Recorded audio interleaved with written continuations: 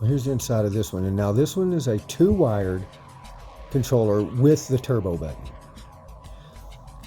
I thought the turbo button was only on 3 wired ones, but this is a 2-wire. And this is what your plunger, your thumb plunger, it moves this up and down right here. And that's where it makes your car go. Then the plunger, the feel you get from your plunger is just that spring.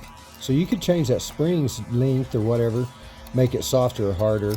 You could, adjust the spring a little bit. So all you feel is just that spring. And, this other piece doesn't really add anything to the feel of it. It just slides up and down, right? It's like a switch. Now the other kind, I'm gonna have to open one up. The 3-wire turbo buttons that have bumps on them. This one here, it's a 3-wire, and it had the switch. I took the turbo switch out, took the 3rd wire, wired it down, because it has it up here, and when the switches hit, it basically bypasses the whole rheostat thing and just sends it full power.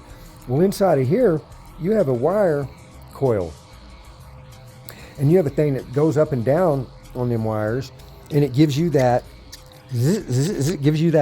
feel that your triggers have.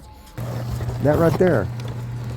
See, you have the brakes in it, and this thing goes, the way it feels going up and down it. This kind of feels the same. And that's why I want to change it out from the other one I got that doesn't have that. It has that switch set up like on that other one there.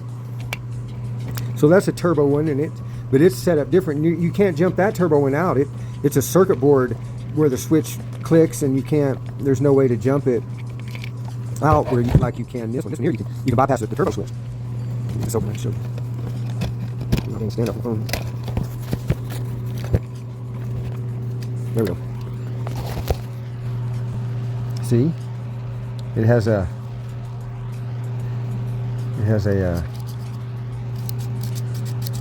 there it goes. Zzz.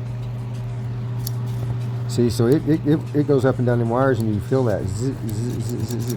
The other one just has a plunger with the spring, and no feel like that. So I like this one better. See, I like this better. And what you got to do, there's a wire that goes back here,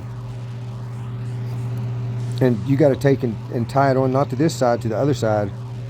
I think you got to make sure on that. But yeah, you take the wire off the top of the switch here, solder it down to right here, but I think on the other side, and depends which one's out. And bam, and then it takes that switch out. That switch don't work, and I removed the whole thing. I didn't even put it in there, but you could leave it in there. Just don't worry about touching that, I guess. And yeah, that one has a good a sound, good feel. So yeah, this type of controller has the ratcheting feel of these type, and the other one has a smooth sliding switch that doesn't add any kind of feel to it, where this adds the feel of like that, which is what I miss. That's what I'm used to feeling. That's what you want to feel, So anyway, there's the inside of the controllers. I think I got this one open. I think I'll go ahead and modify it and get the switch out of there, because I don't use a turbo switch. It's like an on-off switch to me. It ain't smooth or nothing, but if you have just the plunger doing it, it's a lot smoother.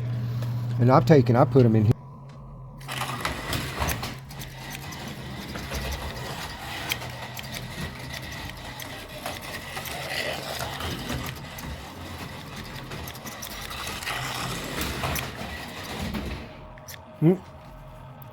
Yeah, it's nice and smooth.